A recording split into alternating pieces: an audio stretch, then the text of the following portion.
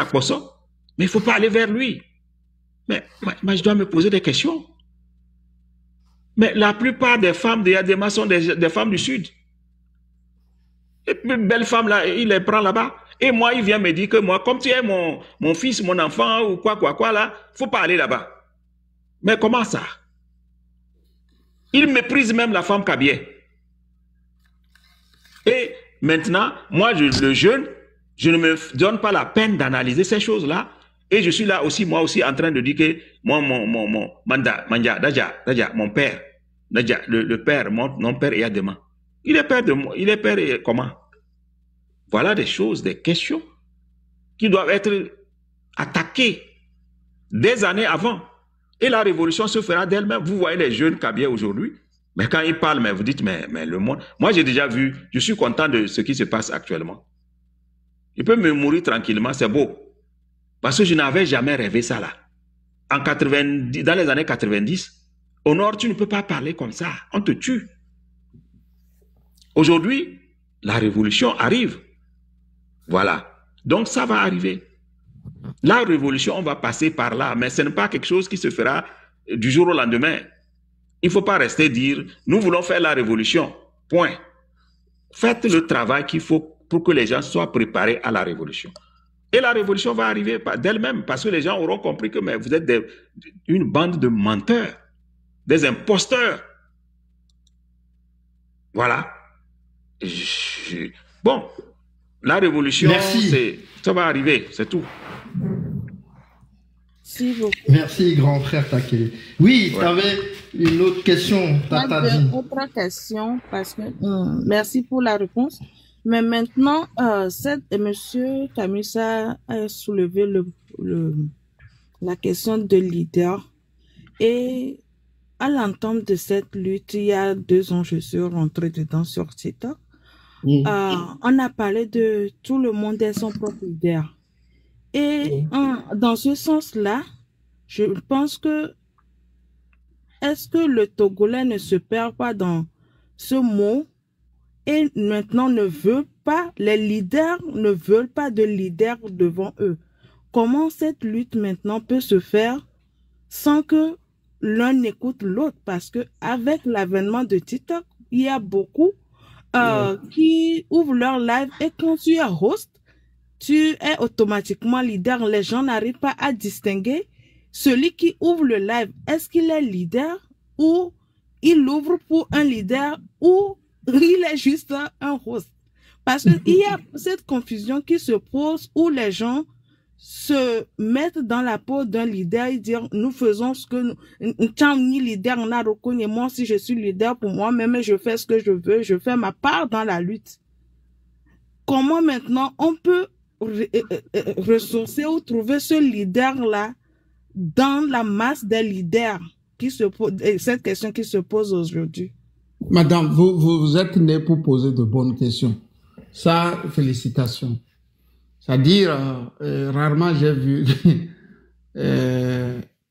poser des questions aussi pointues comme vous le faites.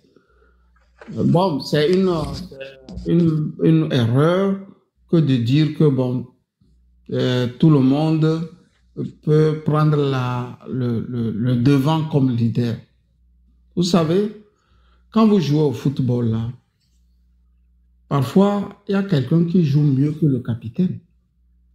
Celui qu'on choisit pour être le capitaine, là. La plupart des joueurs sur le terrain jouent mieux que lui. Sauf que lui, là, a la capacité de mieux encadrer toute l'équipe. C'est cet encadreur-là, nous appelons leader. Sinon, nous tous, on aurait ouvert des lives pour s'autoproclamer leader par-ci, par-là. Non. Il a appelé le nom Amron. Moi, je ne connais pas Amron. Hein. Je ne l'ai jamais vu d'Amron. Il n'est même pas Bassa. Mais le flair me dit qu'il pouvait faire la fille. Et moi qui vous parle, je lui ai appelé, je lui ai dit, écoute, toutes les petites dissensions que les gens ont et les TikTokers ont, mais un leader, ça encadre tout ça là et puis ça met au pas. Fais le travail là. Moi-même, j'ai eu à dire ça à Amron. J'ai décroché mon téléphone, c'est lui qui m'a appelé plutôt, et je lui ai conseillé comme ça. Il faut taire tout ça là. Encadre tout et tu prends le devant. Tout le monde est leader à partir du moment où on voudrait que tout le monde s'intéresse à la chose. Mais dans le leader là, il y a celui-là qui a la capacité d'encadrer les autres. C'est lui qu'on peut dire, il est le leader des leaders. Quand tu crées ta plateforme, est-ce que tu n'es pas nerveux par exemple? Est-ce que tu n'es pas, comment dirais-je, tu n'exagères pas dans ta manière de percevoir les choses? Est-ce que tu n'es pas, est-ce que tu n'as pas des comportements que beaucoup n'aiment pas?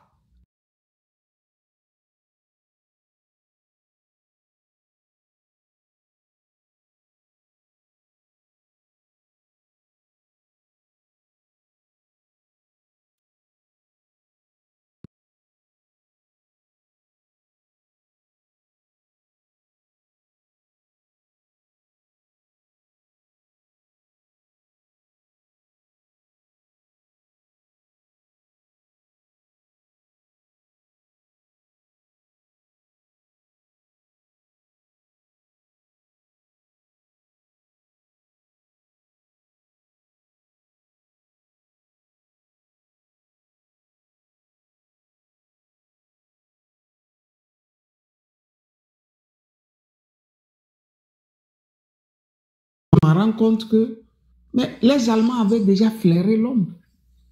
Ils l'ont amené dans le sud là. Déjà étudiant. Hein? Ils l'ont flairé, ils l'ont amené. Ils ont mis à sa disposition tout ce qu'il faut. Il va à l'école. Ils l'ont même marié, ainsi de suite. Après, bon, on lui a dit d'aller continuer encore à Genève. Quand ils ont remarqué que tout est prêt, on lui a mis dans le premier train. On a mis dans son truc beaucoup d'argent. Et puis, bon, on l'a fait accompagner par les services secrets jusqu'à Moscou. Vous voyez? Parce qu'ils ont préparé ce leader. Ils savent qu'il peut encadrer la masse. Et puis, arrivé là-bas, il a bien encadré la masse. Est-ce que nous, on fait ça? On n'a pas encore fait ça. Donc, si c'est vous qu'on remarque, vous qui nous posez les questions actuellement, qu'on remarque, vous avez cette capacité d'encadrer les gens. Mais normalement, les gens intelligents doivent se soumettre à vous. Mais est-ce que le Togolais a encore atteint ce stade? C'est là que se trouve la question. C'est là la question se trouve. Le leader, ce n'est pas celui qui sort et gesticule. C'est pourquoi Joseph Takeli a dit « Je fais tout ce combat pour les jeunes ». Ce qui veut dire que s'il y a un jeune qui sort et qu'il fait la démonstration qu'il a les qualités d'un leader, il va se soumettre. Moi, pareillement. Nous ne faisons pas cette lutte parce que nous voulons avoir des postes. Nous voulons cette lutte parce qu'on a compris que si nous ne le levons pas, les gens ne vont pas se lever. C'est devenu pratiquement une manière bien togolaise, quoi. On se complaît dans la déchéance. On se complaît dans la médiocrité. On se complaît dans le silence. On se complaît dans tout, quoi. Mais on n'est pas quand même des épicuriens. Quand on vient en Europe, on va chez les autres. Tous les philosophes grecs, ils sont passés par l'Égypte, non? Mais une fois qu'ils sont retournés, ils ont mis ça au service de leur pays. Et c'est ça qui a fait la démocratie pratiquement européenne. C'est les Grecs qui ont fait la démocratie européenne que nous vivons actuellement et qu'eux-mêmes nous importent. Donc, il nous revient, nous aussi, bon, à un moment, de se dire que, bon, le leader que nous voulons là, c'est nous qui devrons le flairer, quoi. On commençait par le flairer, mais vous avez vu comment ils ont combattu Amron. Demain, si c'est vous ou bien c'est Vincent, si vous ne vous êtes pas levé pour dire ça ne doit pas se faire, les Togolais vont vous combattre aussi comme ça. Et c'est ce que nous refusons. À César ce qui est à César, et à la combattante ou au combattant ce qui est à lui. Voilà, je ne sais pas si j'ai répondu à votre question. Mais c'est ce que j'avais à dire. En plein dans le mille, Camus. Grand frère Joseph, la même question t'est destinée. Non, moi je vais être bref parce qu'il a donné tous les éléments qu'il faut. Et moi ce que je vais dire c'est que, et comme je l'ai dit, vous les jeunes, vous devez préparer la révolution. Préparer la révolution, par exemple, c'est d'essayer de répondre aux questions que la dame vient de poser. Commencez par y répondre par vous-même et en tenant compte des données du terrain. Vous voyez? Donc, l'idée de la manière dont les gens raisonnent aujourd'hui, c'est compte tenu de notre histoire récente. Quand les gens disent on ne veut pas de leaders, c'est parce que les leaders ont déçu. Les leaders qu'on a eus, il faut savoir l'origine d'une certaine réaction. La raison pour laquelle les gens disent mais nous ne voulons pas de leaders, c'est parce que les leaders ont déçu. Et les peuples sont comme ça. Les peuples ne veulent pas des fainéants qui sont là et puis qui ne... The losers, yeah. Donc, c'est pour ça que les gens te disent qu'ils ne veulent pas de leaders. En réalité, ils savent qu'ils en ont besoin, mais à l'étape actuelle, compte tenu de l'expérience qu'on vient de faire, les gens disent non, nous ne voulons pas de leaders. Parce que quand on va commencer par poser le problème de leadership, les gens voient déjà le pouvoir et les avantages qui viennent avec le pouvoir, ils commencent par se battre. C'est ça que nous avons vécu les 30 dernières années. Les peuples ont une mémoire, hein, et les peuples se forgent une attitude compte tenu de ce que ils ont vécu. Donc, ce n'est pas au hasard si les gens disent ça. C'est parce que ils viennent de faire une expérience de 30 ans et qui s'est soldée par des querelles de leaders. Ils ne veulent pas ça. Donc, ce que je vais dire, c'est que c'est à vous, les jeunes. Ne vous attendez surtout pas à ce que les vieux vous donnent toujours des réponses. Il faudrait que vous-même, vous soyez créatifs et engagés. Et vous allez voir que, vous avez dit que vous êtes rentré dans la lutte il y a 2 ans. Bon, ça suffit, ça va. Vous êtes déjà quelqu'un qui doit commencer par donner son avis, comme vous êtes en train de le faire là. Vous posez des questions, mais vous aussi, vous devez avoir un avis. Qu'est-ce que vous pensez de ce que vous posez comme question là? Vous aussi, vous devez avoir votre point de vue que les gens doivent écouter et analyser. Bon, donc, Camus a tout dit, et moi, ce que je vais dire, c'est que l'attitude des peuples dépend de ce qu'ils ont vécu. C'est parce que les Togolais ont été déçus par les 30 dernières années, 35 ans, qu'ils ont été obligés qu'ils sont amenés. Aujourd'hui, personne ne vous combat si vous dites que les partis politiques, on n'en a pas besoin.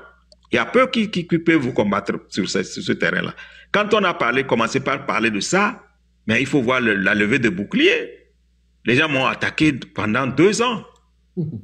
Pourquoi tu dis ça? Pourquoi tu dis que les partis politiques doivent être mis en veilleuse? Mais ils ne me comprenaient pas, ils pensaient que je suis contre eux. Mais aujourd'hui, la critique est de moins en moins visible. Ça veut dire que les choses évoluent. C'est ça, c'est la bonne chose. Bon, donc, ouais, c'est ça. Merci, grand frère Joseph. Tata Legacy. Oui. T'as une autre question? Oui, I have more questions. J'ai cette question, comme je l'ai dit, vous venez de dire que je dois aussi répondre à cette question que moi-même je viens de poser. Et je l'ai répondu dès le premier jour quand je suis rentrée dans cette lutte, parce que je suivais Marc et les gens. Ben, après qu'ils ont posé l'idéologie, ils ont dit, il faut pas leur suivre eux.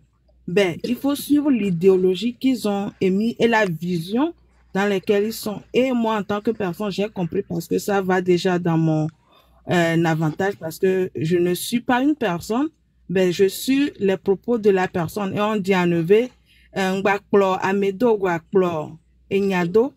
Donc, dans cet élan, j'ai commencé par monter sur le panel de Ricard pour exposer mes pensées, tout ça là. Et après, j'ai commencé par ouvrir mon propre live. Et aujourd'hui même, je fais un live et après Ricard ouvre pour l'interview, pour l'émission là.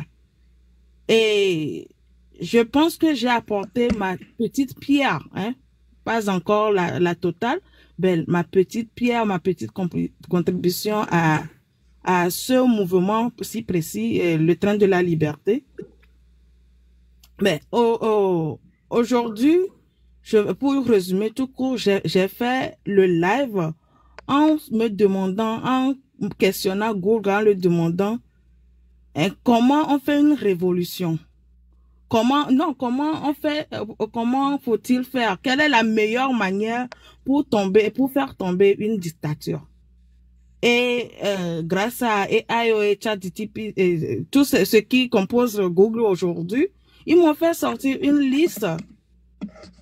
Et j'ai fait un live là-dessus de 3 heures de temps. Ouais. Il n'y avait pas assez de personnes, mais le peu de gens qui me suivent l'ont entendu. Donc, je suis l'une des personnes qui apportent vos audios. Et quand Monsieur Joseph Takelia fait sortir cette question sur Simone Veil, les partis politiques. Voilà. C'est moi qui est l'une des personnes, je ne sais si d'autres a fait, donc je vais pas m'approprier ça, je vais dire l'une des personnes qui a apporté ça sur TikTok. Et on a décortiqué, j'ai parlé là-dessus. Je suis montée sur le live de Marc pour en parler. Et après, j'ai fait un live personnel là-dessus pour en parler aussi. Et chaque fois vos lives, Monsieur Camus, j'apporte aussi ça et on décortique ici jusqu'à on arrive à me donner le nom Maman Audio. Parce que Ah bon, ok. j'agaçais tout le monde. Mais il faut continuer. Oui, je continue. Je ne vais pas abandonner. J'agaçais tout le monde sur. Je comprends pas comme maman quoi? Maman Audio. Maman ah, ok. C'est le Lingala. Ah, ok. J'apportais ces audios-là et d'autres choses qui avaient trait à la révolution, à la lutte, à l'éducation, et mon panel, c'est live éducationnel. Donc, j'apporte ma petite part. Ben, aujourd'hui, quand on voit la jeunesse, et je suis jeune, donc je dis souvent, je m'attaque plutôt à la jeunesse, aux gens qui étaient au cours primaire quand Yacine était, Faure était venu au pouvoir, et jusqu'au niveau collège, ou université, quand Faure était arrivé au pouvoir. Donc, c'est à nous, cette jeunesse-là, que cette lutte revient. C'est à nous de faire notre part, notre patriotisme, là, c'est aujourd'hui que nous devons le montrer. Donc, vous êtes encouragé. C'est ce que nous recherchons. C'est ce dont notre pays a besoin. Voilà. Donc, dans ce sens, j'avance dans ce sens-là, dans cette vision, tout en suivant l'idéologie de ce mouvement duquel j'appartiens aujourd'hui. Je n'ai pas encore, j'ai jamais fait la lutte togolaise ou appartenu à aucun mouvement ou parti politique. C'est ma première fois. Et je pense bien que c'est un devoir patriotique que je suis en train de faire. Mais maintenant, cette jeunesse-là, où on est en train d'éduquer ou apporter les informations, parce que à la diaspora, on a plus d'accès aux informations et même beaucoup de choses se passent sur le terrain et nous sommes plus informés très tôt que eux. Ouais. Donc, comment maintenant, eux, ils reçoivent nos informations. À la dernière nouvelle, on a coupé l'Internet. Je pense que les gens de la diaspora étaient au courant avant que eux ils ne sachent que l'Internet n'y est plus. Et maintenant, Amron, donc je résume un tout petit peu. Si on parle de notre frère Amron et à son arrestation, j'ai aussi décortiqué ça jusqu'à ce que les gens arrivent à me culpabiliser que c'est moi qui l'appelais mon frère. Et voilà, c'est lui qui nous condamne ou qui nous insulte aujourd'hui. Je me dis, c'est pas un souci. Ben, si Amron, on le considère comme le leader, dans la situation dans laquelle il est, avec ces procédures judiciaires-là, nous, la jeunesse aujourd'hui, peut-on encore le mettre en avant ou devons-nous continuer à le mettre en avant comme leader, ou nous devons l'aider à sortir dans cette situation et peut-être ça peut déclencher une révolution ou pas. Ça, c'est ma question. Et si... Voilà. Vous nous laissez répondre et après vous reposez encore. C'est encore cool comme ça. Ça va? Et dans la vie, rien de ça. Dans les luttes, il n'y a rien qui soit linéaire. Hein. Amron, je n'ai pas dit c'est absolument Amron qui doit être le leader. J'ai dit on aurait pu flairer déjà que c'est un type qui pouvait nous amener loin. À partir du moment où vous dites qu'il a des antécédents judiciaires et tutti quanti, le FPI de Laurent Gbagbo a fait quelque chose de terrible que j'ai voulu ici dire sur cette plateforme. Quand vous prenez le FPI, quand tu as le poste de président, il y a le vice-président, le troisième vice-président, le troisième vice-président, le quatrième, le cinquième. Quand tu prends jusqu'au septième, je crois. Quand tu prends le secrétariat, c'est comme ça. Dans les luttes aussi, vous avez les strates là. Si quelqu'un tombe, vous devrez enjamber son corps et vous continuez la lutte. C'est comme ça les révolutions, madame. C'est comme ça. Mais, comment dirais-je, Fidel Castro avait les Che Guevara, avait les Raoul Castro et consorts. Ils étaient au moins une bonne vingtaine de brochettes.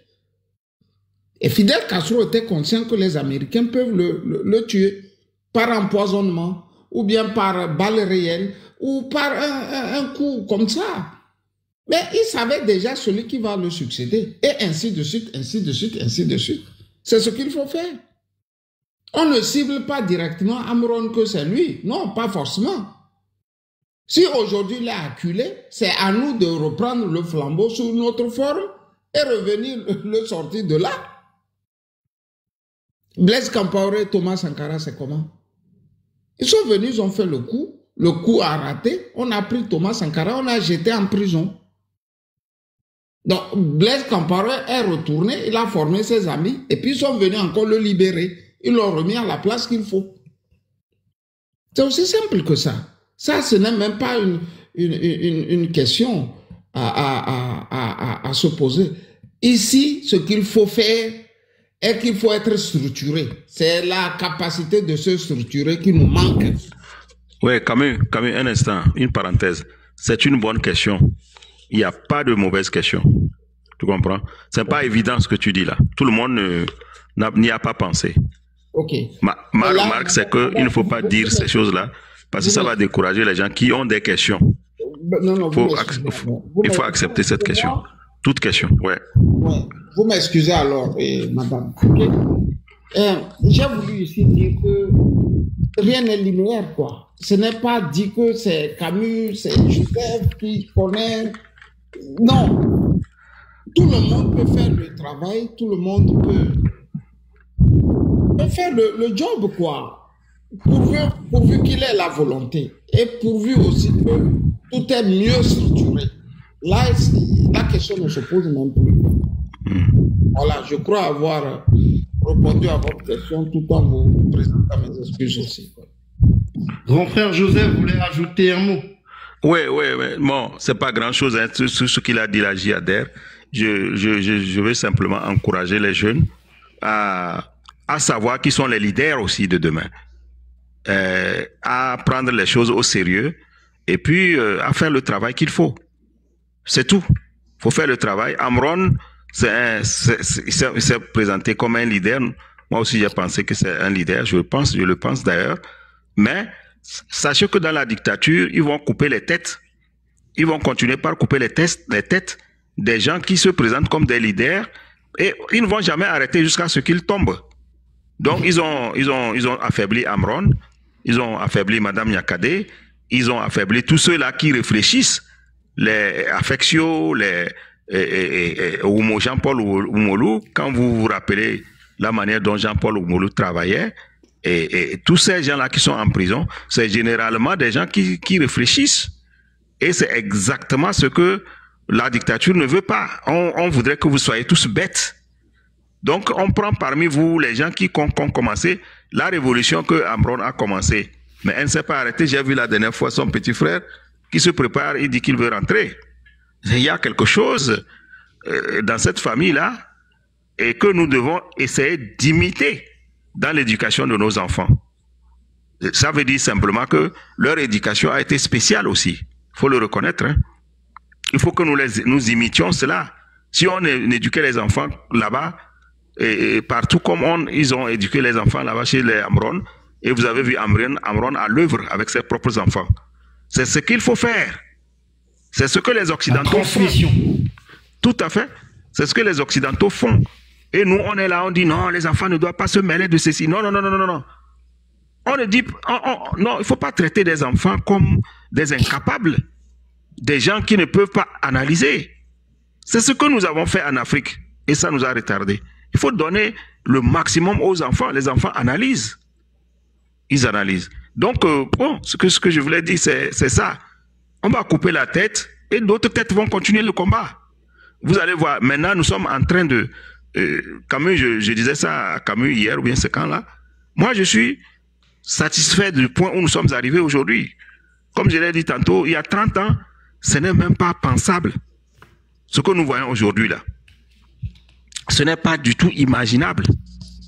J'ai vu une jeune fille, là, je crois qu'elle s'appelle Ashley ou bien quoi, là. Elle parle kabye. Je l'ai vue avec le M66. Là, j'ai dit, mais ça, c'est joli, ça. Il y a d'autres nouvelles têtes qui se sont ajoutées courageusement à ces jeunes-là. Vous voyez que ça évolue.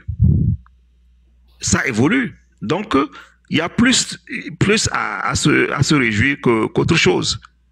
Et donc, courage à vous, les jeunes. Ne baissez pas les bras, ne laissez pas quelqu'un déterminer ce que sera votre avenir. Ne le faites pas. Réfléchissez par vous-même. Prenez vos responsabilités. Je dis à mon fils, aujourd'hui là, tu as l'âge de Ibrahima Traoré. Mais ce n'est pas à moi de te dire certaines choses là. Si je dois te dire ces choses là, ça veut dire que j'ai échoué. Donc, bon. L'Africain a toujours besoin de l'œil réprobateur des anciens, des aînés. Et effectivement, ça nous a sans doute aucun ralenti dans l'approche de la prise de décision, de la prise de responsabilité, de l'engagement, de la détermination. Tout à fait. Ouais. On a une de nos sœurs aussi qui nous a rejoint. Je finis ma dernière. Donne-moi une minute parce que j'ai passé de temps, je vais descendre. Une question et puis je descends. D'accord? Merci. Bonsoir tout le monde sur le panel. Bonsoir essentiellement sur les invités, Monsieur Camus et Monsieur Joseph. J'ai une question pertinente, je dirais, en vue de notre déroulement depuis 35 ans au Togo. Est-ce que nos pères ou bien nos grands frères qui avaient débuté la lutte là, est-ce qu'ils ont pensé une fois d'éduquer la génération à venir pour qu'ils prennent le goût de la politique togolaise? Et pourquoi ils n'avaient pas eu le truc là, la vision là, que en vieillissant, nous devons préparer la jeunesse à venir pour qu'ils puissent nous remplacer et prendre la lutte comment vais-je dire en français? To fight for. Yeah. Tu peux parler anglais, hein, Tata. Ils comprennent très bien. Okay. You know, it's like to put the key the generation to the mood to get the taste of the politics. Écoutez, je vais prendre l'expérience que moi j'ai vécue en Allemagne ici, avec la première vague qui est arrivée. Si vous vous rappelez, dans les années 93 déjà, les Togolais fuyaient en masse. Je pense déjà en 93, toi tu es sorti du Togo. Moi, c'est en Europe que je viendrai faire le constat terrible.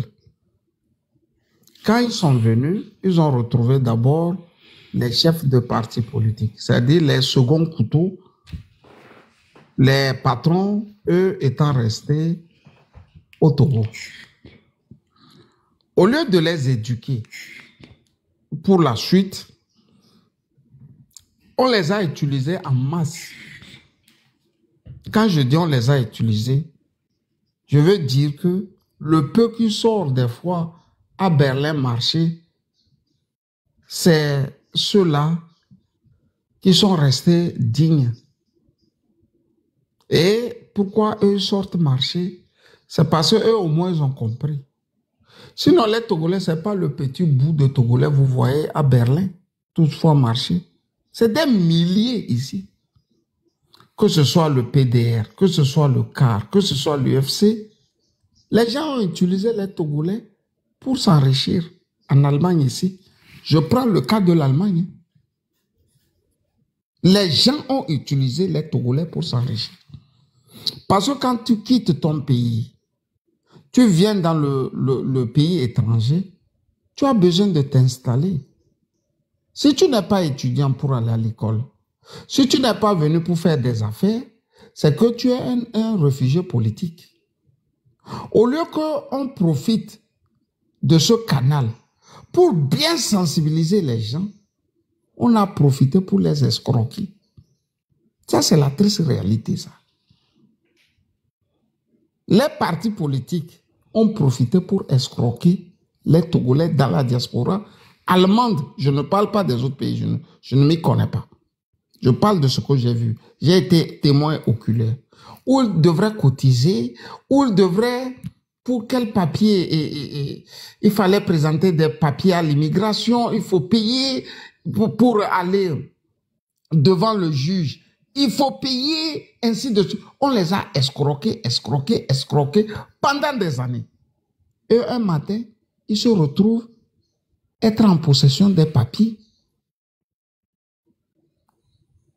Oui, pas forcément donné par le juge, mais fortement dit par l'homme politique. Écoutez, ceux qui ont fait tel nombre d'années, donnez-leur les papiers.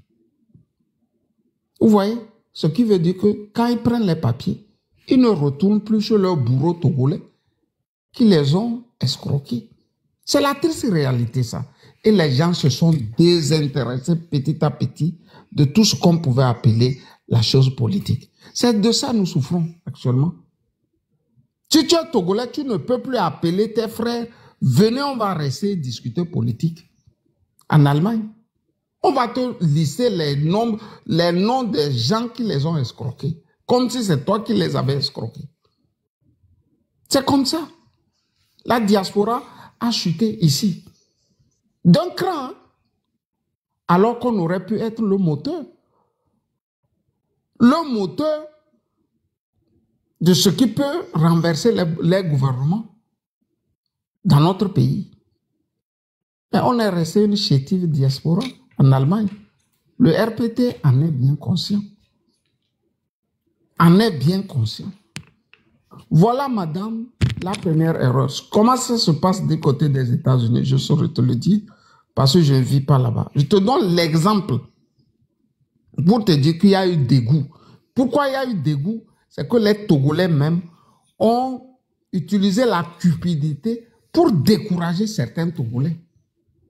Et pourtant, vous allez voir dans beaucoup de diasporas, les gens faire ce travail-là à fond. Je vois les Palestiniens le faire ici. Ils le font à fond. J'ai vu les Syriens le faire. Ils le font à fond. Les Turcs le font. Ils le font à fond. Mais quand ça arrive chez nous, ça se résume sur les amusements. Alors que la destinée d'un peuple, on ne la joue pas comme on joue au football. Voilà la triste réalité. La raison que moi j'ai vécu en Allemagne et qui a découragé pratiquement les Togolais. Donc ils se sont résolus à être plus présents lors des mariages, à être plus présents lors des fêtes, à être plus présents lors des, je ne sais pas, des baptêmes et à ne jamais être présents quand vous les appelez pour discuter du devenir de leur propre pays. Voilà, madame, je pense que j'ai tenté de répondre à votre souci. Merci beaucoup.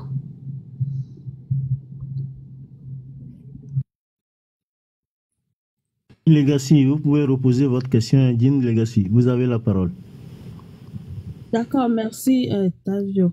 Ma dernière question, Monsieur Camus, j'ai écouté l'une de vos avant-dernières audio où vous parlez de quand un peuple qui veut faire la révolution ou un peuple qui est en train de vouloir une révolution, ça se sent. Et je l'ai utilisé beaucoup depuis que je l'ai écouté. Merci. Je vais poser cette question là-dessus. Aujourd'hui, quand la lutte se passe beaucoup plus, les gens de la diaspora beaucoup plus se mêlent dans cette lutte togolaise pour un changement ou voir un Togo nouveau. Quand on conscientise ou on ouvre les panels, où on parle au peuple togolais, les gens qui sont sur le terrain, il y a certains qui disent rentrez le faire vous-même. Ou vous proposez quoi? Et beaucoup l'ont écrit aussi dans les commentaires aujourd'hui, j'ai lu. Dans ce sens, ne pensiez-vous pas que la diaspora devait, nous qui voulons ce changement-là, rentrer maintenant et faire cette révolution nous-mêmes? Ou devons-nous continuer et attendre à ce que les gens sur le terrain aussi se réveillent pour faire cette révolution que nous voulons avec nous? Et combien de temps vous pensez que ça peut prendre? Merci. Madame, vous allez remarquer que ceux qui répondent à ces questions-là, ou ceux qui disent « rentrez, venez, c'est ici que la lutte est tout y canté ». Justement, c'est le genre de personnes qui marchent dans la même réflexion que les partis au pouvoir et les partis d'opposition. Un homme sain dans la tête ne peut pas parler comme ça. Dans toutes les luttes, il y a eu la diaspora. Je venais de parler de Lénine. Il y avait une diaspora qui aidait, non? Mais après ce qu'on a appelé les pogroms contre les Juifs, en France, en Allemagne, dans toute l'Europe, il y a eu la diaspora juive, non? Ceux-là qui doivent aller comme pionniers créer l'État d'Israël et ceux-là qui vont être derrière pour le financement. Logiquement, là, quand on dit Téléthon, là, on compte plus sur la diaspora de l'extérieur que sur la diaspora de l'intérieur. C'est la logique, ça, au fait. Quand on dit Téléthon, je ne dis pas que la diaspora de l'intérieur ne va pas participer, elle va participer. Mais vous verrez à la fin des comptes que non, la diaspora en a fait bien plus. Donc, dire de venir et de faire le combat sur le tas, mais ça n'a même pas de sens. Encore faudrait-il même qu'il te laisse venir. Vous voyez? C'est-à-dire, c'est les peuples qui n'aiment pas se mouiller le maillot. Au fait, comme on le dit. Si on aime se mouiller le maillot, on n'attend pas l'autre. Hein. D'autres aussi n'ont même pas connu de diaspora. Ils se sont levés et ils ont commencé par se battre comme ça. Vous savez que les Burkinabés, ils ne voyagent pas trop que ça. Ils voyagent dans l'intérieur de l'Afrique, mais ils ne partent pas trop à l'extérieur comme nous. Mais ils ont fait leur guerre sans cracher sur la diaspora. Ils ont descendu, ils ont chassé leurs dictateurs les uns après les autres sans crier sur la diaspora. Mais qui ça gêne que madame vous parlez de loin? Qui ça gêne si Camus ou Joseph Takelo Vincent parle de loin? Qui ça doit gêner? Ça ne peut que gêner les gens qui veulent les choses restent en l'état. Ça doit rester comme ça. Les gens vivent de ça, de cet état. Beaucoup de Togolais vivent de cet état. Quand le pays est comme ça, eux vivent de ça. C'est pour ça qu'ils te disent, écoute, viens ici, si tu es fort, viens ici. La lutte, ça se fait sur le terrain. Ils savent pourquoi ils le disent. C'est pour te décourager. Ne te décourage jamais quand il s'agit de ton pays. Ils vont te mettre tous les bâtons. Quand c'est chaud, ils t'insultent. Ils attaquent ta famille. Comme si c'était ta famille qui parlait. Tout ça, là, il faut mettre derrière toi. Et tu continues. C'est comme Joseph venait de le dire. Nous, on a fait ce combat pour que les Kabyles aussi commencent pas à parler. Hein. Ça devenait étouffant. Ils ne parlaient pas. Ça devenait très étouffant. Mais vous avez vu, depuis, on dirait que c'est eux qui veulent même en découdre plus rapidement que toutes les autres ethnies.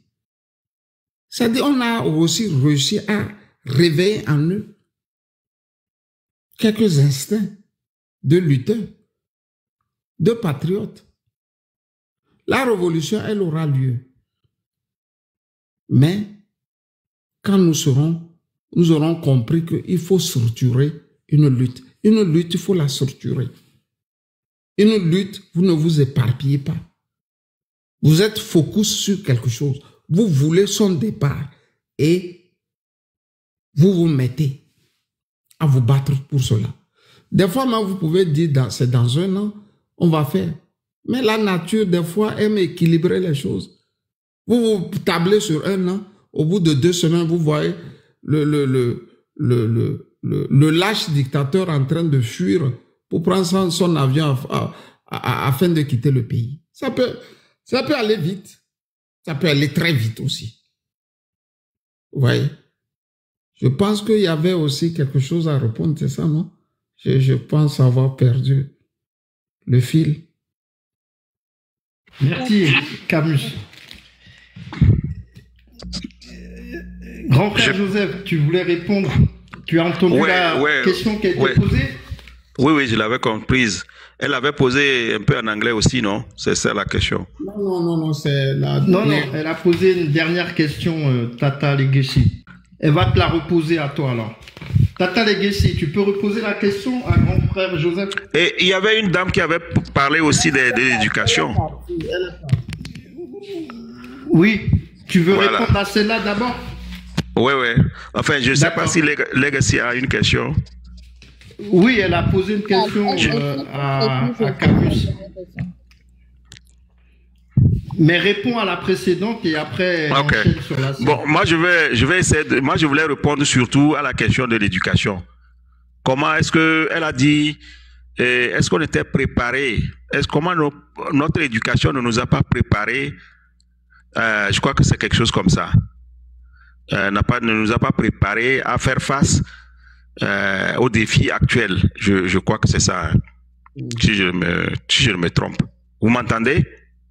Ça, elle a parlé de pourquoi les anciens n'ont pas su préparer la jeunesse ou les jeunes à faire cette lutte qu'aujourd'hui on est là.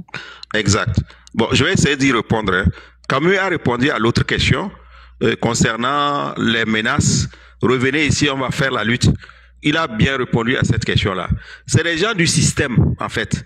Si c'est des gens de l'opposition qui disent ça, c'est des ignorants.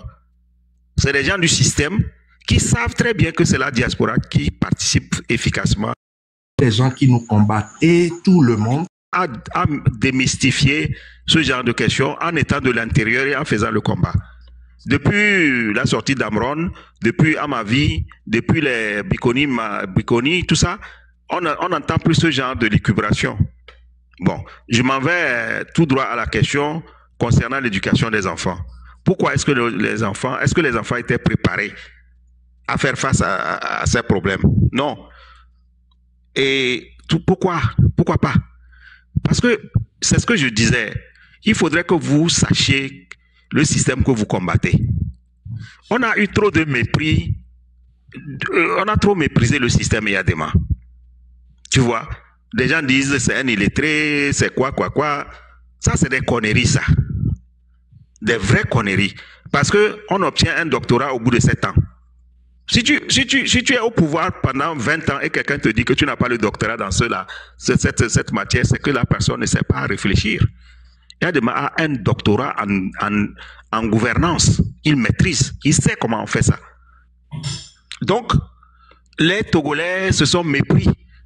Ils ont minimisé un système qui avait des tentacules profondes. Est-ce que vous savez que le Togo était dirigé, il y avait une Gestapo parallèle, Gestapo dans le vrai sens du mot. Dans les villages, on avait des gens qui renseignaient sur tout ce qui se passe au jour le jour. Dans les familles, les gens étaient des espions les uns pour les autres, dans les familles. Ce qui veut dire que l'éducation était contrôlée. Dans les villages, selon un témoignage, le témoignage du père à la mère de mes enfants, c'est lui-même qui m'a dit, à Tchébébé, il y avait un officier de l'armée qui venait une fois par mois, avec des enveloppes timbrées, et il y a une adresse. Et quand vous êtes dans le village, vous devez écrire tout ce qui se passe pendant la semaine, pendant le mois là. Si c'est urgent, vous écrivez, vous mettez à la poste, vous jetez, et ça va. Si ce n'est pas urgent, vous attendez qu'ils viennent collecter ce qui s'est passé pendant le mois. Est-ce que vous savez que c'était comme ça qu'on gérait le Togo? Ce qui veut dire que l'éducation des enfants était contrôlée. Dans les familles, les femmes étaient des espionnes pour leurs maris, les maris étaient des espions pour les femmes. C'est comme ça que Yadema, à un moment donné, dirigeait le Togo. Est-ce que vous savez ça? C'est pour ça que je dis que nous avons méprisé le système de Yadema et nous n'avons même pas pris la mesure de la complexité du système qu'on combattait. Vous voyez? Donc, le régime là, ce n'est pas un petit régime. Aujourd'hui, ça a pris d'autres formes. Et on nous épie, on nous espionne. Mais il ne faut pas mépriser un ennemi. Hein. Tant que vous ne l'avez pas encore battu, ne le méprisez pas. Vous voyez? Vers l'approche des années 90, là, on a commencé, quand les journaux ont commencé par parler, ils ont dénoncé certaines choses comme ça. Dans la délation, le mot délation était revenu très souvent dans la presse togolaise à l'époque. C'était les gens qui voulaient dénoncer cet état de fait. Donc on avait une Gestapo, la police secrète de l'État, de Geheime Staatspolizei, la police secrète d'État. Moi j'ai sorti tout ce que je sais de l'allemand. Hein. C'est ça. Die Geheime Staatspolizei. On avait ça au Togo. Donc, il ne faut pas sous-estimer ce que nous combattons. Je vous l'ai dit au début, ou bien à un moment donné, ce qui nous arrange aujourd'hui, c'est l'économie qui est par terre. Si celui-là, qui est là-bas, là, le fainéant, là, avait compris, mais ces gens-là, ils auront encore pour longtemps. Ils avaient compris qu'il ne fallait pas vraiment permettre la gabegie de prendre une allure vraiment infernale. Ils auraient pu diriger. Maintenant, c'est trop tard. Vous voyez? Donc, c'est notre chance, ça. Maintenant, qu'est-ce qu'on fait de cette chance-là? C'est de se précipiter pour s'éduquer et se parler, pour se dire les vérités comme ça. La police secrète d'État, ça a dirigé le Togo. Tout le monde a participé, les gens ont participé. L'animation politique, tout ça là, c'est tout ce qu'on faisait là, mais c'est de l'espionnage. Les prêtres étaient mis à contribution. Les imams, les églises, les mosquées, c'est tout ça là, ça faisait partie de la gouvernance du Togo. Vous voyez? Donc c'est ça qui a donné ce que nous avons aujourd'hui. C'est pour répondre à la question de savoir si les enfants étaient préparés à faire face à ce que nous avons aujourd'hui que je dis ça. C'est en réponse à cette question-là. La dame là, elle est partie, mais j'espère bien qu'elle va avoir cette réponse. Merci. Tout ça entendu, assurément. Merci pour la réponse. Tata, dis, tu as une autre question ou c'est bon? Je pense qu'il voulait que je répète ma dernière question pour qu'il... Bon, je vais dire quelque chose. Je vais laisser Camus. Et je dois partir dans 15 minutes au plus. D'accord. Allez-y, madame. Vas-y, Tata dit. D'accord. Mais avant de se mettre à ça, je pense que aujourd'hui, je parlais dans le live aujourd'hui de, comme vous venez de le dire, on a minimisé le pouvoir dans ce sens où, comme vous venez de le dire, monsieur Eyadema a déjà eu un doctorat en gouvernance et il a fait 38 ans, ce qui veut dire il a fait le stage et il a il a pris le foncier, il a terminé tout. Donc, il est peut-être en retraite en quelque sorte. Et son fils a eu ce doctorat-là en gouvernance et on les minimise. C'est pas possible. Ben, maintenant, ma question était, comme les gens aujourd'hui dans les commentaires et souvent dans les lives, ils répètent ce que vous parlez, vous croyez que c'est facile sur le terrain, vous croyez que c'est facile de faire ce combat devant la dictature, rentrer, le faire vous-même. Et ma question est est-ce que nous ne pensions pas que la diaspora devait rentrer pour faire cette révolution comme ça bouillonne entre nous dans la diaspora, nous voulons cette révolution à chaud et voulons rentrer au pays. Ne serait-ce pas bon de rentrer et le faire? Et si on ne rentre pas et on veut éduquer les gens sur le terrain à le faire eux-mêmes, combien de temps on pense que ça va prendre? Merci. Bon, nous avons dépassé cette étape. Et la raison pour laquelle la diaspora n'était pas efficace, c'est que la diaspora était infiltrée aussi.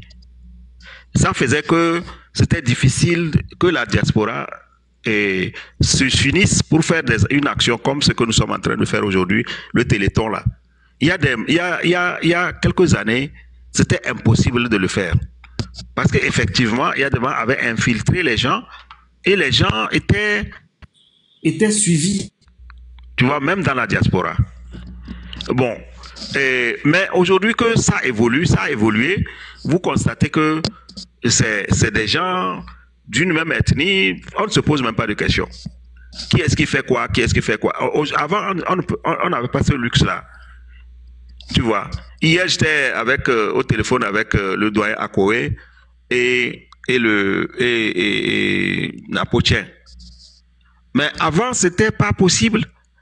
Tout doit se faire en nord et sud. Et s'il y a quelqu'un du nord, il faut qu'il y ait un homme du sud. Il faut qu'il y ait Non, on avait ce réflexe-là.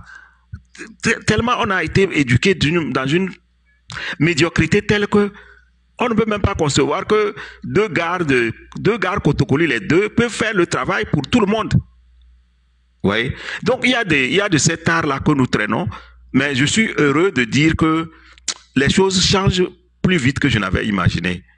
Je n'avais anticipé, et c'est une bonne chose. Et je vous encourage, vous les jeunes, d'étudier surtout ce que nous avons méprisé, ce que nous n'avons pas analysé à fond. Et maintenant, vous allez venir avec vous-même vos solutions. Parce que ce que, par exemple, je parle de la Gestapo, là, même les gens, beaucoup de gens dans l'opposition ne le savent pas. Moi, j'ai eu la chance que mon beau-père, là, m'a expliqué des choses en détail. Une fois par mois, un capitaine de l'armée vient de Lomé. On les réunit à l'école, on les réunit souvent au CG qui est un peu éloigné du village. Et puis, le gars vient, il fait un speech pour leur donner la conduite à suivre. Et l'animation politique, il y avait des zélés qui tabassent, te tabassent si tu ne fais pas l'animation. On nous a conditionnés. On a conditionné les enfants. Pour vous donner un exemple, il y avait un jeune qui avait 12 ans à l'époque. Il a trouvé une photo de Sylvanus Olympio sous le matelas de son grand-père. Et 12 ans. Il prend la photo, il l'amène en classe, il joue avec ses amis, il montre à ses amis, et il ne connaissait même pas de qui il parlait, il ne savait même pas la photo de qui c'était. Et le maître, un zélé de l'animation politique là, a vu les enfants en train de passer une photo. Et quand il a demandé la photo, les enfants étaient obligés de lui donner. On dit, mais c'est qui tient cette photo-là? Où est-ce que vous avez eu ça? Mais on a tabassé cet enfant-là de 12 ans. On l'a tabassé jusqu'à... Oh, moi, j'ai dit, on l'a tapé comme un serpent. Mais, et l'enfant là, le gars, il est grand maintenant, il est à New York aujourd'hui, c'est lui qui m'a raconté ça. Il m'a dit, il a préféré ne même plus jamais penser à ça. Il ne connaissait même pas de quoi qui il était dans cette photo-là. C'était qui? C'était Sylvanus Olympio. Vous voyez le degré de torture pour faire oublier une personne, pour salir l'image d'une personne. Ce que je vais dévoiler aujourd'hui, c'est que c'est un bastard, le jeune homme en question. C'est un bastard. Donc, on veut dire que comment, toi, un bastard, tu as une photo de Sylvanus Olympio. Imaginez maintenant le lavage de... Il a dit qu'il a oublié, il a préféré ne même plus penser à cet événement-là. Et c'est dans les années 90, lors des mouvements-là, qu'il a encore entendu. Il a vu cette photo-là, il a dit, ah, ça c'est qui ça? On m'avait tabassé pour ça là. C'est là, en ce moment que lui, il a appris que c'était Sylvanus Olympio. Non, imaginez maintenant, la dame demande qu'est-ce que l'éducation des enfants, est-ce que de quelle façon on nous a préparés à faire face à notre situation. Cet exemple-là, c'est pour démontrer comment ces gens-là étaient déterminés avec leurs colons français pour nous maintenir là où nous sommes. Maintenir dans l'ignorance. Maintenir dans l'opposé de l'esprit critique, c'est quoi? Ce n'est même pas l'esprit de critique. L'esprit de bêtise, d'abêtissement, nous maintenir dans ça. C'est dans ça qu'on on a évolué et nous avons la chance que, au moins malgré tout ça là, nous sommes aujourd'hui en train de parler comme nous parlons là. C'est que nous avons été torturés, traumatisés, hein, abêtis. Hein. J'ai fini. Merci, grand frère Joseph. Ouais. Faux méchant. Oui, vas-y, peut-être une dernière question à monsieur Joseph Takili. Ouais, je vais partir bientôt. Takili, vous n'avez pas remarqué que Eyadema a torturé les Togolais de sorte qu'il a oublié même d'éduquer ses propres enfants? Merci. Ah oui, hein. Oh oui, c'est vrai. C'est vrai. C'est vrai, ce que tu fais, tu crois que tu es malin, tu es plus malin que les autres, mais tu fais ça dans ta propre maison. Moi, je dis que le parent le plus malheureux que moi j'ai connu, c'est Eyadema. Avec tous ces moyens-là, il y a quelques années, je vois une de ces filles-là, Tina, qui traîne en France à la recherche d'un logement. Je me dis, mais ça c'est sérieux. Hein? Si je suis père et c'est ça là que je vais avoir, je vais me retourner dans ma tombe. Hein? Et je vois mon fils qui est en prison parce que son frère l'a mis là-bas. Mais vraiment, je dois être le père le plus malheureux. Bon, donc, en malin, c'est-à-dire que les gens pensent que c'est eux seuls qui sont intelligents, ils font des choses, mais sans savoir que c'est à eux-mêmes qui font ça. Ce Faure Gnassingbé là qu'on a éduqué dans quoi là, je sais pas, dans les conneries, c'est ça qu'ils traînent jusqu'à présent. Et les enfants de Gnassingbé, bon, en tout cas les enfants qui sont riches généralement, c'est pas des enfants qui réfléchissent, hein. Parce que pour réfléchir, c'est que tu dois avoir tu dois avoir à résoudre des problèmes. Des gens comme ça qui sont nés fourchette dorée à la bouche. Et quand ils vous racontent quelquefois que à Lomé, on a résolu ces problèmes-là, ils croient qu'il dit la vérité. Les problèmes d'inondation, là. Quand il vous l'a dit une fois, là, il y croit. Il y croyait. Voilà quelqu'un qui ne sait même pas qu'il faut sortir pour aller vérifier les dépenses que tu as financées. Hein? Mais quelqu'un comme ça, c'est lui-là qui va vous diriger et ça va donner quel résultat? Donc, c'est pour répondre à votre question simplement, oui. L'éducation qu'il croyait donner aux gens, aux autres enfants d'autrui, c'est cette éducation justement qu'il a donnée à ses enfants. Et c'est le résultat qu'on a aujourd'hui. C'est terrible.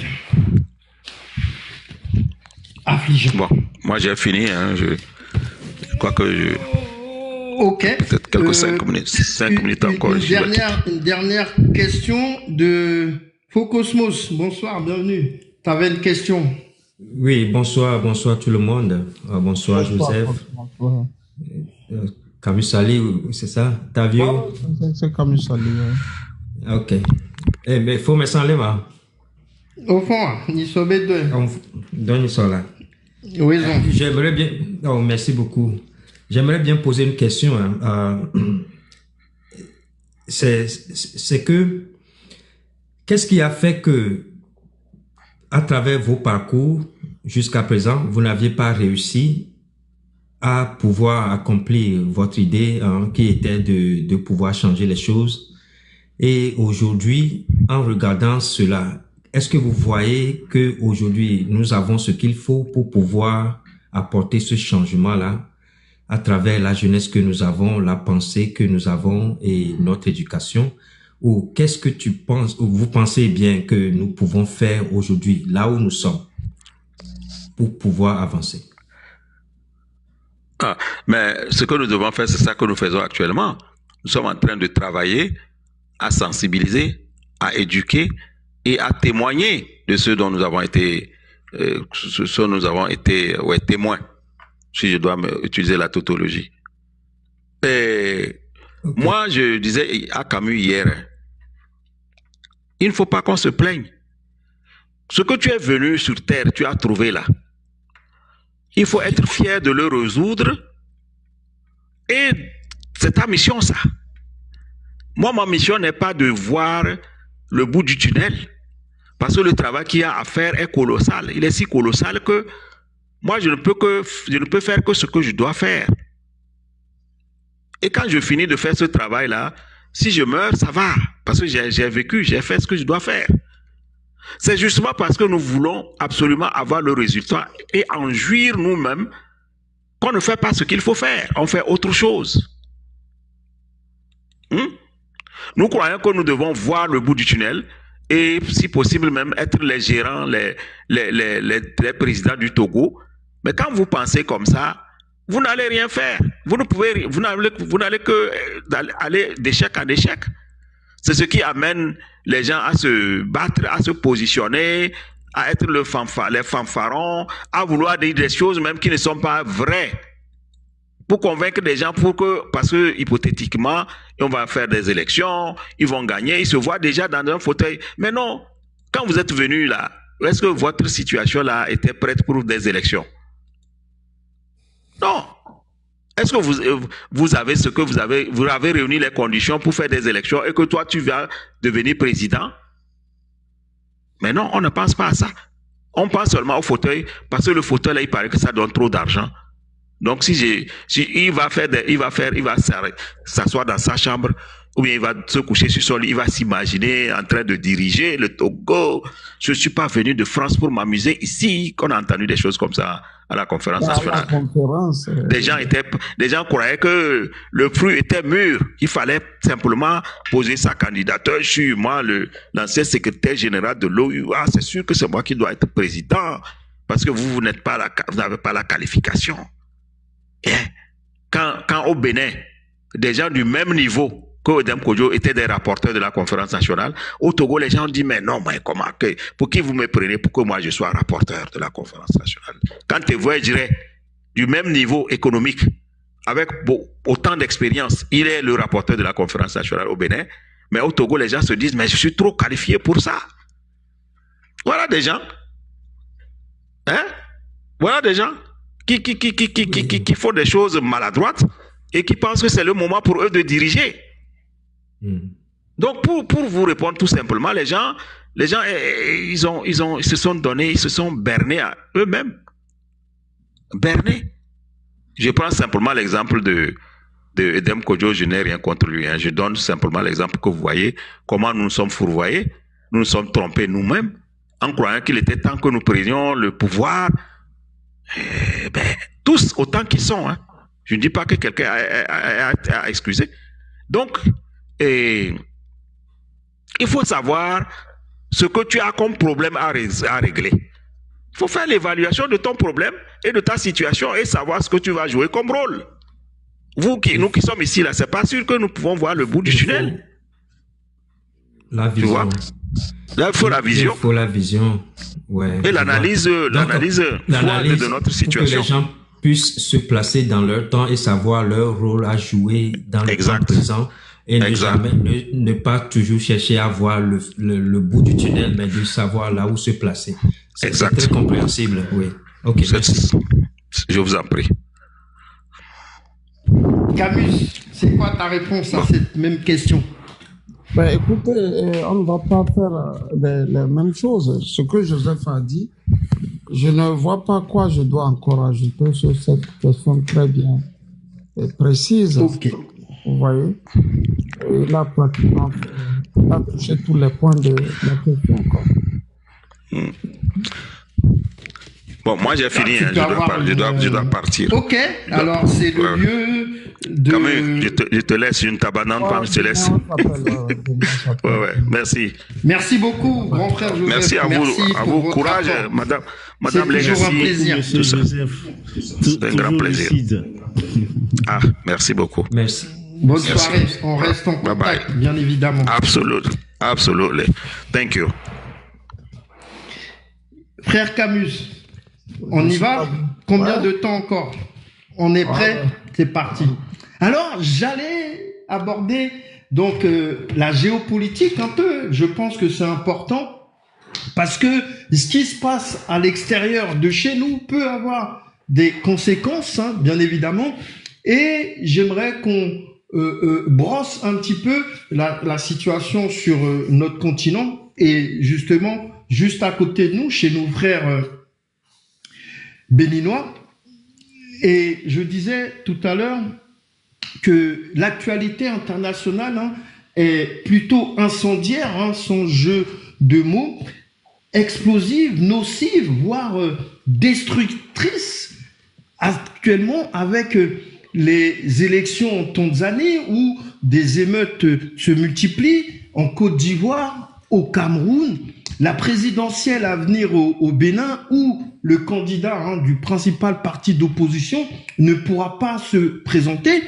Les candidats du parti donc des démocrates, l'avocat Renaud Agbodjo a vu le mercredi 22 octobre dernier sa candidature refusée par la commission électorale.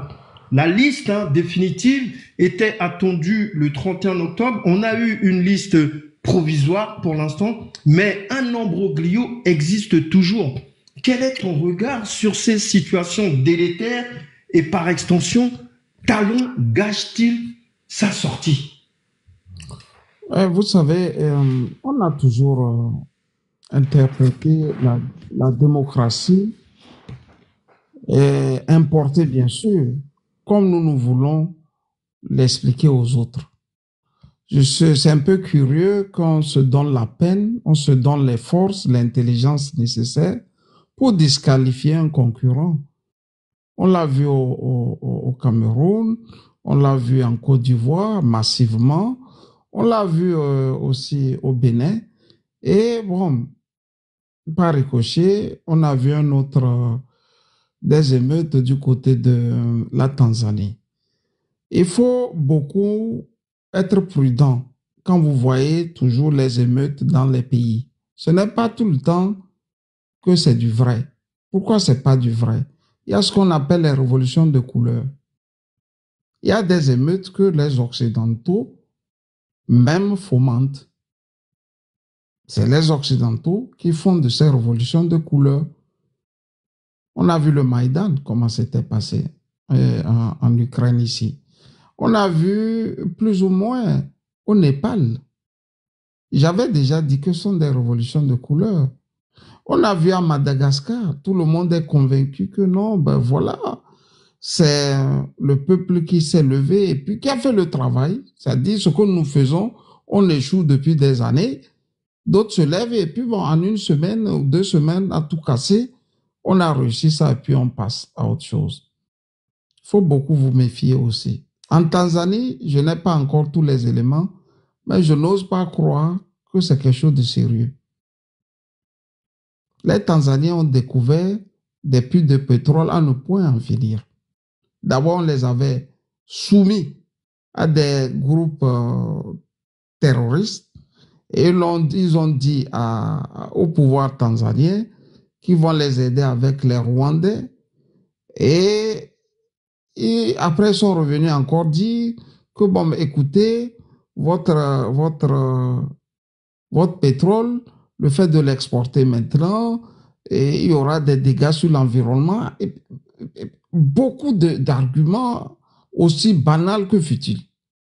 Donc, je ne mets pas mon doigt dans ce cas parce que je n'ai pas encore tous les éléments. Du côté du Bénin, il faut être clair.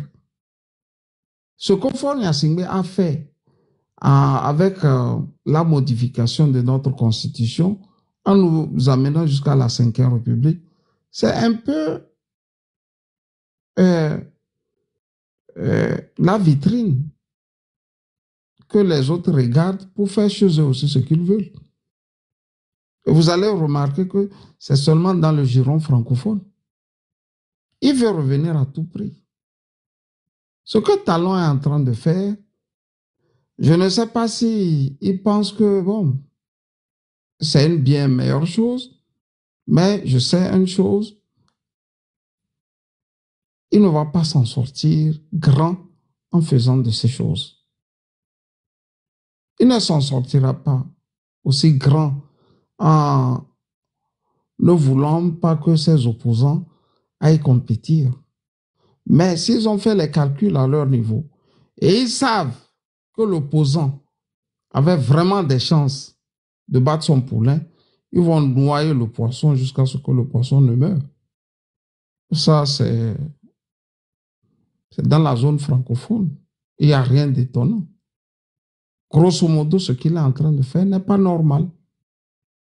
On ne peut pas dire à quelqu'un de ne pas postuler, arguant des énormités judiciaires et juridiques. Je ne suis pas d'accord. Je ne trouve pas ça sain. Et tout à côté, je vois que les gens sont en train d'imiter le Togo, mais sous plusieurs formes. Parce que c'est au Togo, on voit cette pépinière-là germer. Et ça prend les autres pays sous plusieurs formes, sous plusieurs apparats. Vous voyez, quand vous allez en Côte d'Ivoire, bon, voilà. Je ne sais pas comment ils vont stabiliser de nouveau le pays. Idem aussi pour le Cameroun. Bon, on va attendre pour voir et puis revenir faire un live pour en parler, si vous voulez bien, Vincent.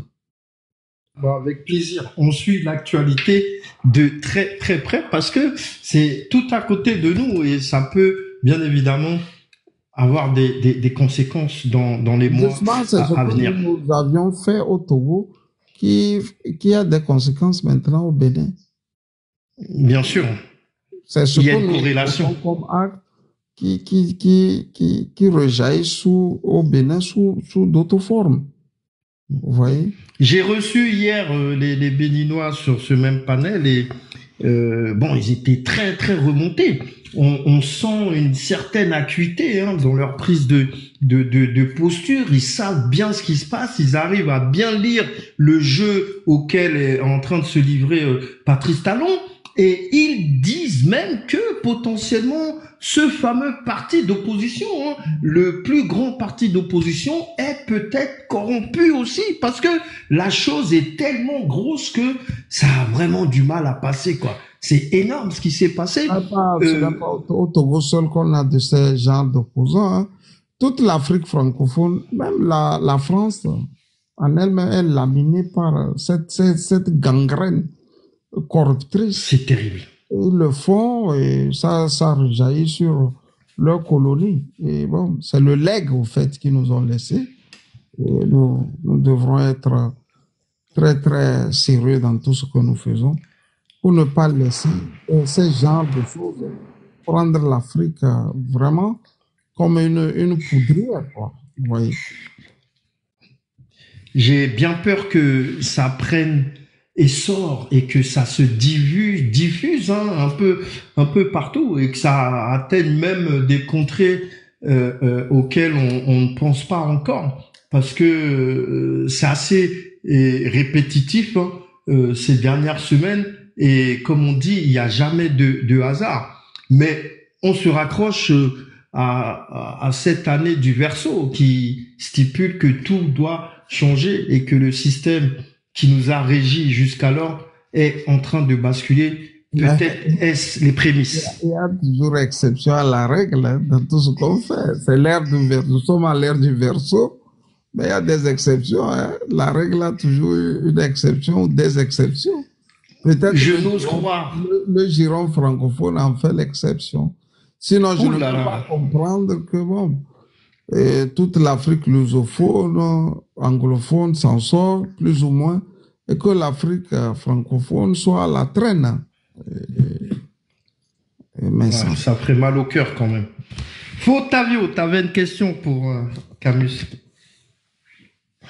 Bonsoir, Monsieur Camus. Je voulais, comment dit-on, à travers la politique béninoise, on a tendance à observer que le Togo voulait aussi avoir, comment dit-on, un œil sur la politique béninoise.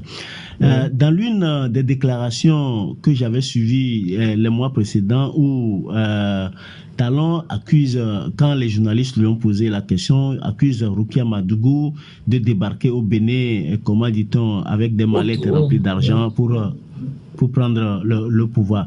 Est-ce que le Togo continuera, comment dit-on, de vouloir créer des princes et des rois au Bénin alors que notre pays a suffisamment besoin de ces fonds pour développer, ce petit pays? C'est la définition même ici de la géopolitique. La géopolitique, c'est la capacité d'un pays à chausser les chaussures de l'autre, hein, à mettre ses pieds dans la chaussure de l'autre. C'est ça la géopolitique. C'est la capacité d'un pays à mettre ses pieds dans les chaussures de l'autre. Influencer. Ouais, à influencer l'autre pays. Tant qu'ils auront les passerelles, tant que Faure Gnassingbé aura les passerelles nécessaires pour s'incruster, rentrer dedans, changer ce qu'il va changer, ce qu'il peut changer, il n'hésitera pas. Hein. Il faut avoir des ennemis aux frontières et des amis aux frontières que d'avoir des ennemis aux frontières. C'est connu. Lui-même, il sait que son pouvoir est fragile. Donc, qu'est-ce qu'il va faire? Il va tout faire pour avoir des amis à lui aux frontières. Et de loin, Talon n'est pas son ami. Le Talon aussi le sait. Ils ne sont pas des amis. Du tout pas, ils se détestent même. Hein. Ils ne sont pas du tout des amis. Donc, qu'est-ce qui va se passer? Faure Gnassingbé, logiquement, va aider. S'il peut vraiment aider, il ne va pas hésiter d'un seul instant à aider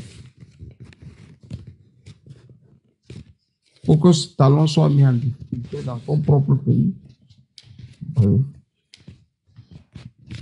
Monsieur Camus, vu comment dit-on, ce que vous venez de décrire, entre Faure et Talon, c'est qui partira le premier? C'est ce qui se passe. C'est ce qui se passe entre les deux. Je n'ai pas, mais Talon nous a dit qu'il ne va pas remplir, non? Ou bien c'est lui-même qui a dit qu'il ne va pas remplir. Mais Faure Gnassingbé, lui, il a changé la constitution et puis il est là-bas à vie, non? Ou bien la 5e République, c'est ça. Il n'est pas élu, il est seulement nommé par son parti. Et c'est éternellement. Ah, il est là à vie s'il ne se passe rien.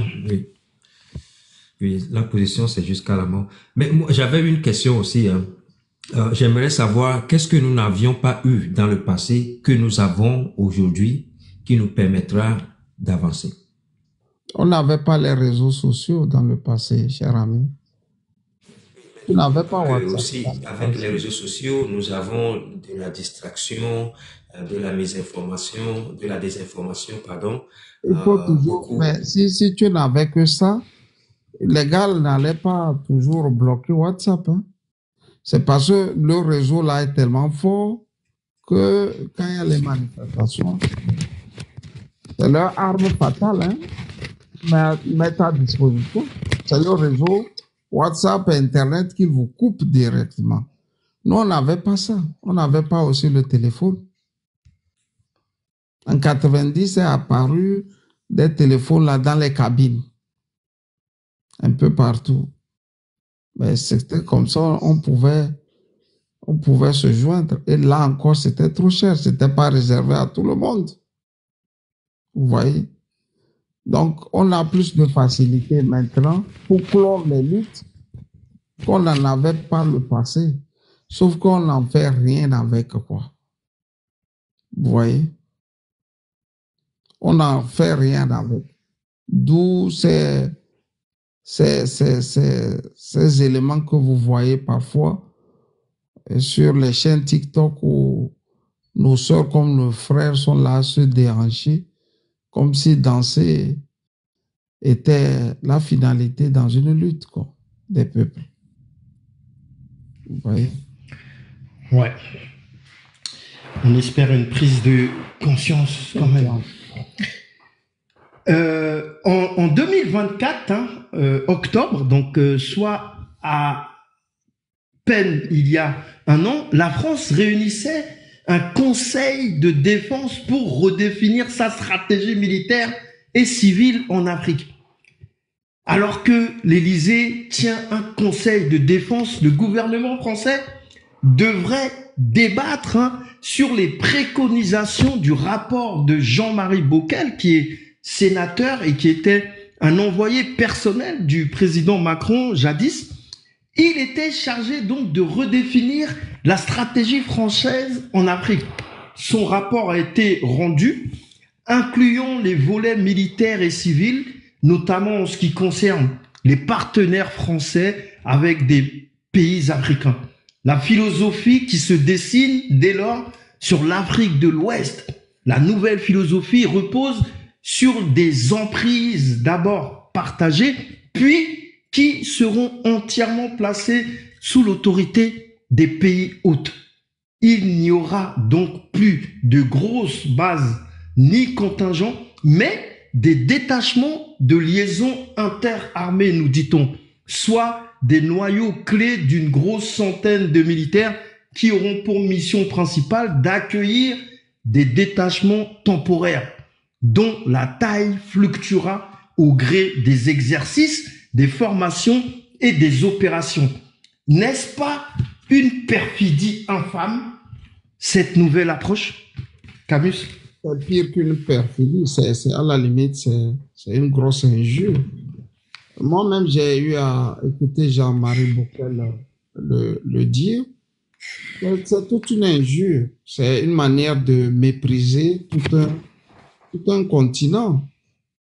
Et je n'ose pas croire que un ministre togolais, un ministre béninois, un ministre tchadien ou nigérien irait devant les chaînes de télévision et parler comme Jean-Marie Bockel a parlé, avec beaucoup de mépris pour les peuples africains. Soit nous sommes souverains. C'est dénigrant, hein? Ou soit nous ne le sommes pas. Maintenant, pourquoi ils arrivent à le faire? Ils arrivent à le faire parce que ils ont mis des gens comme les Faure Gnassingbé au pouvoir. C'est pour ça, justement, ils nous fatiguent en maintenant des gens qui n'ont rien de grande personnalité, qui n'ont rien pour leur peuple. C'est pour ça qu'ils aiment les Faure Gnassingbé, les Alassane Ouattara, les Blaise Compaoré hier, et ainsi de suite, ainsi de suite. Les Gnassingbé, il y a des morts. Il y a comme si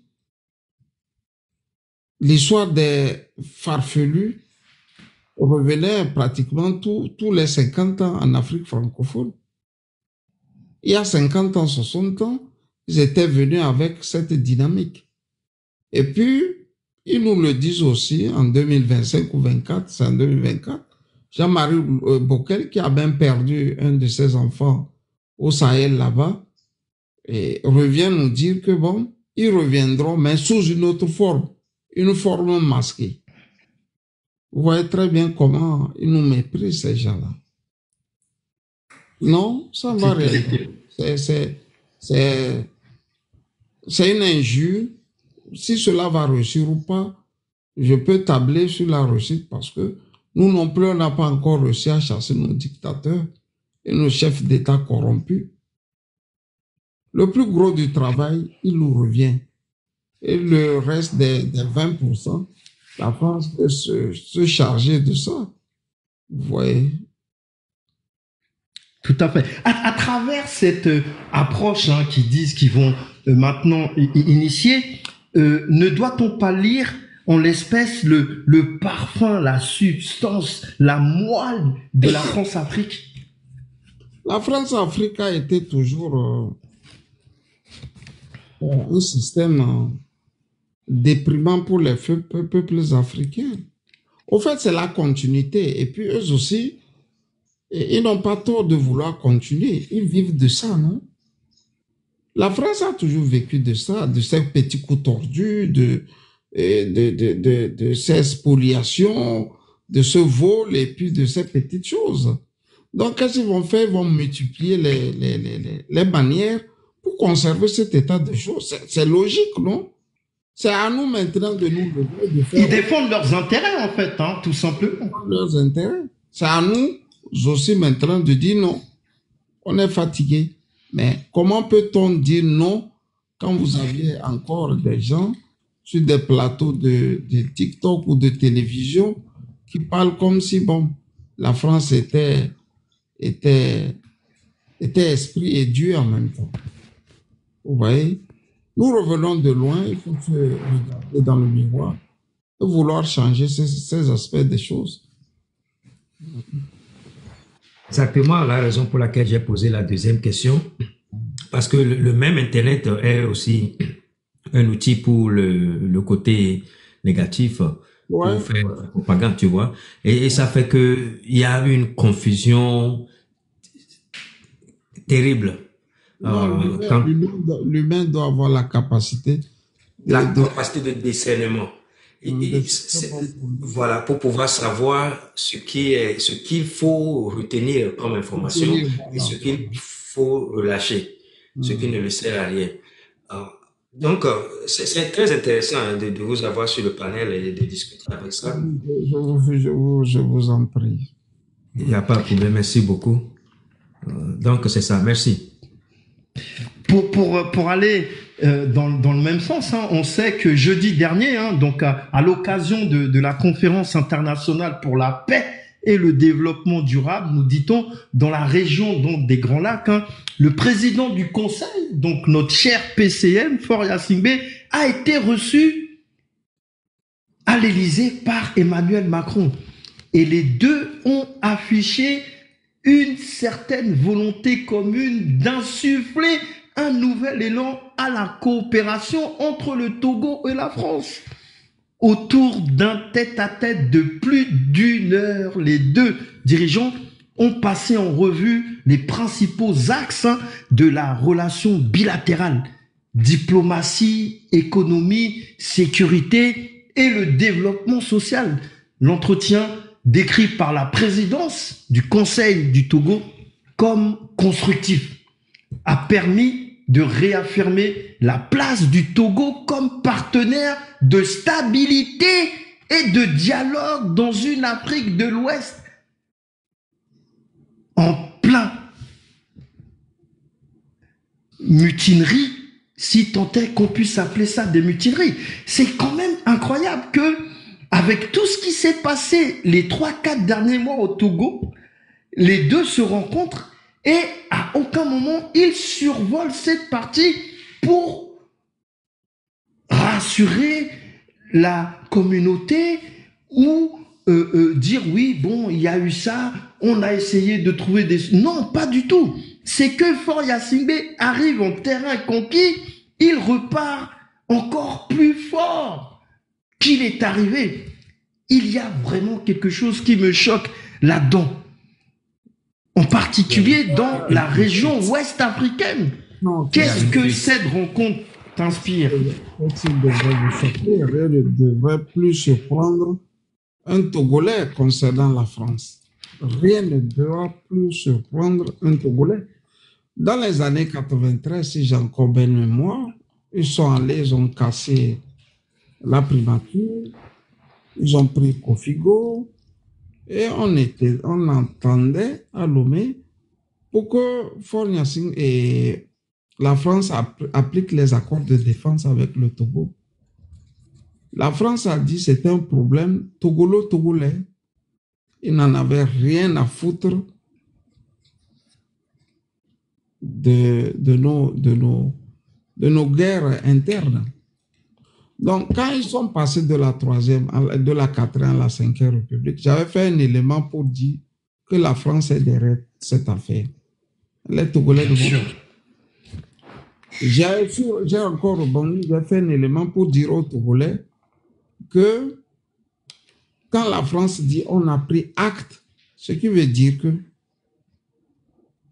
on est consentant.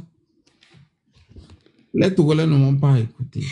Je crois même savoir que c'est cet élément qui a fait que les Fabres ont compris tout de suite qu'il faut aller aux élections. Et qu'il ne fallait plus lutter contre Faure-Gnassingbé.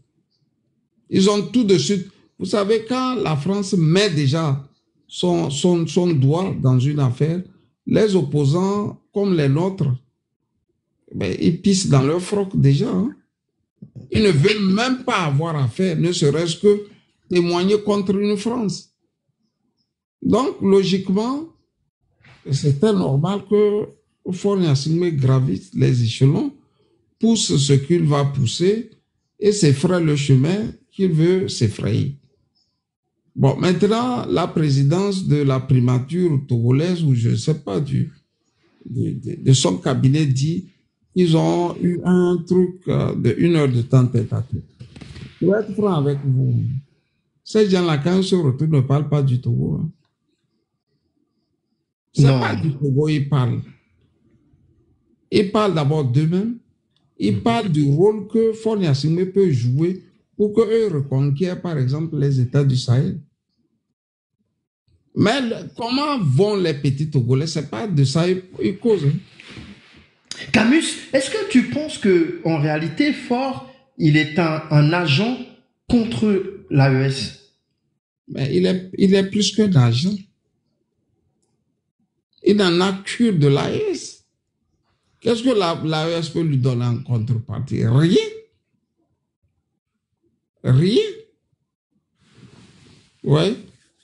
Il est pire, non? T'attends rien des gens de l'AES. Lui, il est là et pour servir de pilier. Trouble-fête. Pas même de trouble-fête. Il ne va pas jouer le rôle de trouble-fête. Quand tout est bouché, c'est pas Faure-Gnassingbé, la France se tourne pour pouvoir rentrer en contact avec les opposants au Niger, au Mali, au Burkina. C'est aussi simple que ça. Mais la tête à tête, je n'ai même pas de sens. Ils sont là, ils se regardent comme des moutons. À peine Faure-Gnassingbé va parler 2 fois. Et puis bon, il laisse pas Macron de parler. Et vous savez très bien que tout visiteur l'ennuie, non? Bien sûr. Mais bon, on sait aujourd'hui que les pays de l'AES, ils sont tenus par notamment le port de Lomé, par lequel toutes leurs marchandises passent. Est-ce que cela explique aussi leur silence sur ce qui se passe au Togo? Mais dire cela voudrait dire que si demain, Mensah est président, il y aura plus des marchandises des pays de la ES qui vont passer par le Togo. S'ils étaient encore un peu plus lucides, ils comprendraient que, bon, voilà, un pays, ça reste, et que les hommes qui le dirigent, eux, ils passent. Vous voyez? De deux choses l'une. Ou soit Faure veut vraiment ruiner le Togo, ou soit, bon, il se fait candidat à la mort en voulant rouler un peu avec l'AES. Là où les pays de l'AES sont déjà un peu en avance, il ne sait plus les détruire. Donc, le seul, il peut détruire actuellement, c'est le peuple togolais. Et c'est ça qu'il essaie de faire. Et contournant bien sûr tout ce que l'AES ne voudrait pas voir. Sinon, quel président de l'AES serait-il content de voir Faure-Gnassingbé parader avec Emmanuel Macron? Aucun. Et quand il a fini de parader là-bas, il vient aussi et puis il veut cela jouer. Bon, un chef d'État respectable. Respectable. Il n'y a que le mot. Certains Africains référencent les dirigeants de l'AES comme des putschistes ou petits dictateurs. Cela te désole ou es-tu sur la même longueur d'onde? Et en général,